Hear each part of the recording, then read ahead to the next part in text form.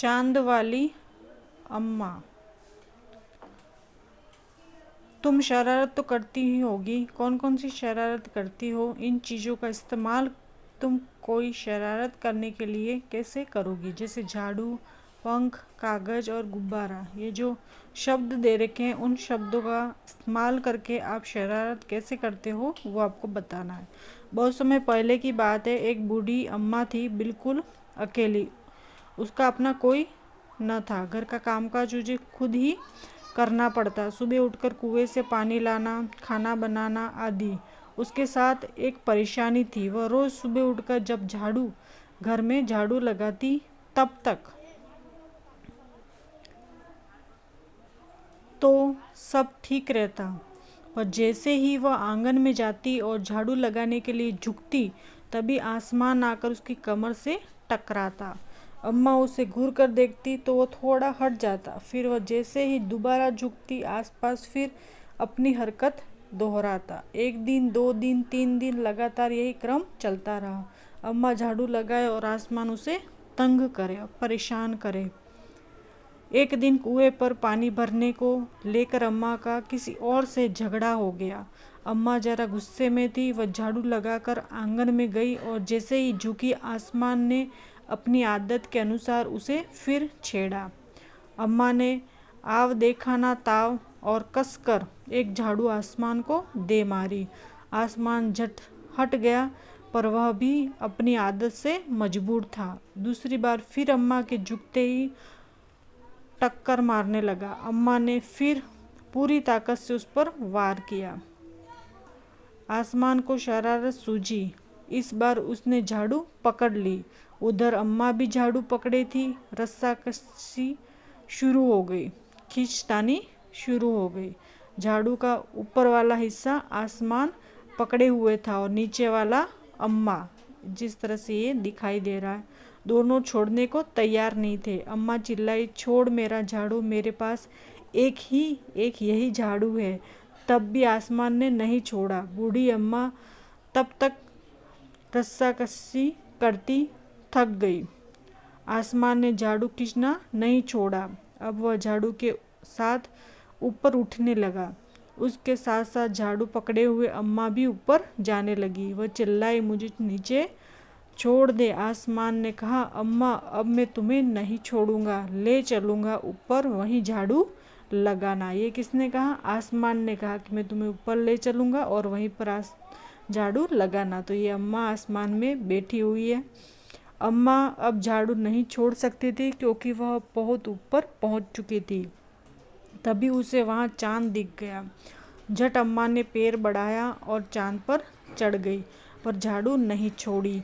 आसमान को फिर शरारत सूझी। उसने सोचा, अम्मा तो चांद पर चढ़ गई है, यदि चांद उसकी मदद करेगा तो मैं हार जाऊंगा, इसे यही रहने दूं।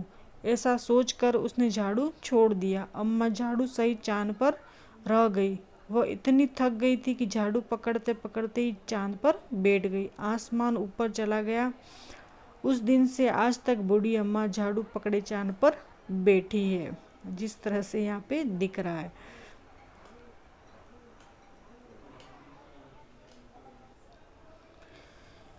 उसके बाद प्रश्न उत्तर तुम्हारी कल्पना से। प्रश्न है, बूढ़ी अम्मा चांद पर क्यों चढ़ गई होगी?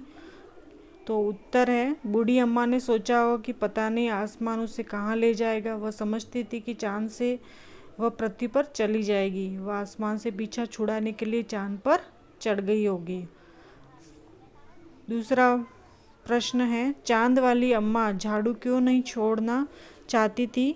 तो उत्तर है, चांद वाली अम्मा झाड़ू इसलिए नहीं छोड़ना चाहती थी क्योंकि उसके पास एक ही झाड़ू था। तीसरा प्रश्न है, चित्रों को देखकर बताओ कि अम्मा के साथ साथ कौन कौन रहता था? अम्मा के साथ बादल, तितली, आसमान, चिड़िया और झाड़ू रहते थे। जिस तरह से आगे जो चित्र था उसमें देखकर आप बता सकते हैं। आसमान बार बार आकर अम्मा की कमर से क्यों टकराता था, तुम्हें क्या लगता है? तो आसमान बार बार आकर अम्मा को छेड़ने के लिए उसकी कमर से टकराता था। आसमान को शरारत करने में मज़ा आता था। पहले के समय में आसमान इतना ऊंचा नहीं होता होगा। हमें लगता है कि आसमान के पास ऊपर नीचे जाने की शक्ति थी। उसके बाद है रूठना और मनाना।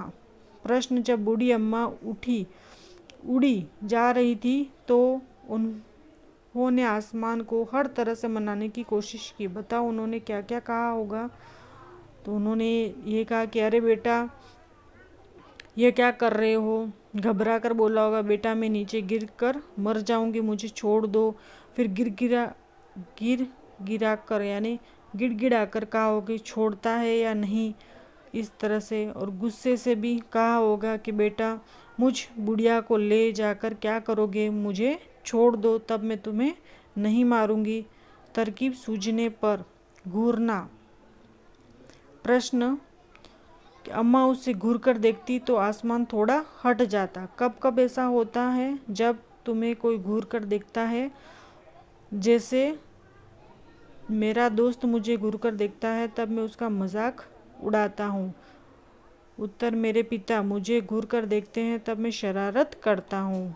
मेरे शिक्षक मुझे घूर कर देखते हैं जब मैं पढ़ाई नहीं करता हूँ। और मेरी बहन और मेरा भाई, मेरी बहन घूर कर देखती है जब मैं बड़ों से झगड़ा करता हूँ। इस तरह से दम लगाकर हईशा।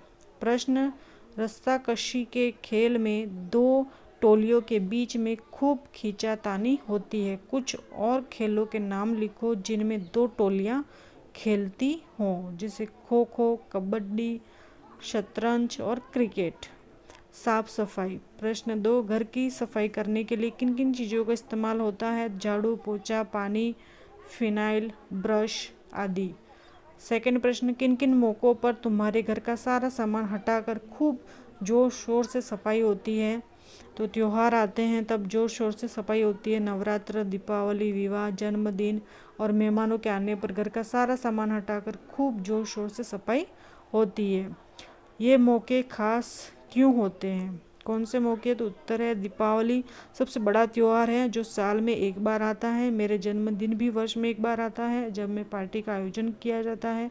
विवाह तो प्राय जीवन में एक बार ही होता है, इसलिए घर की साफ सफाई की जाती है। इन मौक़ों पर मेहमान भी आते हैं। नवरात्रों पर प्राय घर में देवी माँ का आगमन होता है। इस उपलक्ष्य में कीर्तन का आयोजन भी किया जाता है। मेहमानों के सामने घर साफ सुथरा होना चाहिए। प्रश्न चौथा है, सफाई के काम से जुड़े हुए शब्द सोचो और लिखो। जैसे झाड़ना, जैसे हम चद्दरों को झाड़ते हैं, वैसे धोना, पोंछना, रगड़ना और चमकाना, ये शब्द हैं थोड़े। काम कौन करता है। प्रश्न, बूढ़ी अम्मा अकेली रहती थी, उन्हें घर का सारा काम अकेली करना पड़ता होगा। उन कामों की सूची बनाओ जो उन्हें सुबह से शाम तक करने पड़ते होंगे। यह भी बताओ कि तुम्हारे घर में यह काम कौन कौन करता है। यहाँ पे यह है बूढ़ी अम्मा का काम और ये अपने घर में जो करता हो। बूढ़ी अम्मा पानी भरना, सफाई करना, कपड़े धोना और खाना बनाना। जैसे मेरे घर में माता पिता दोनों काम करते हैं, नौकरानी, बड़ी बहन और माता जी।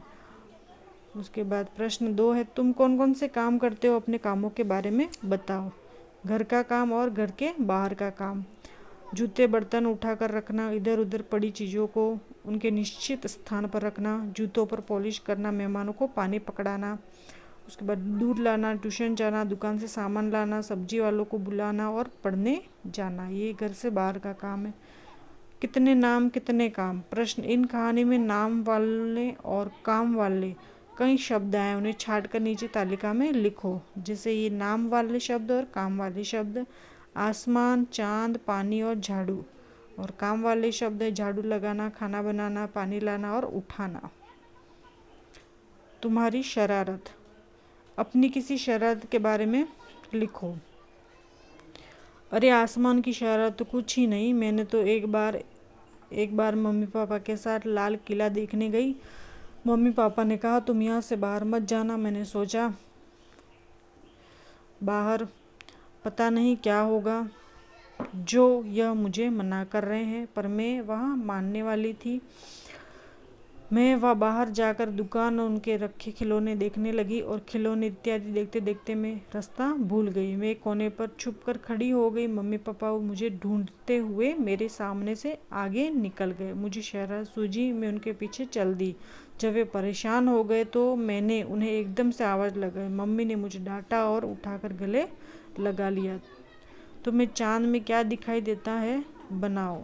जो आपको चाँद में दिखाई देता है वो आपको बनाना है। जिस तरह से यहाँ पे है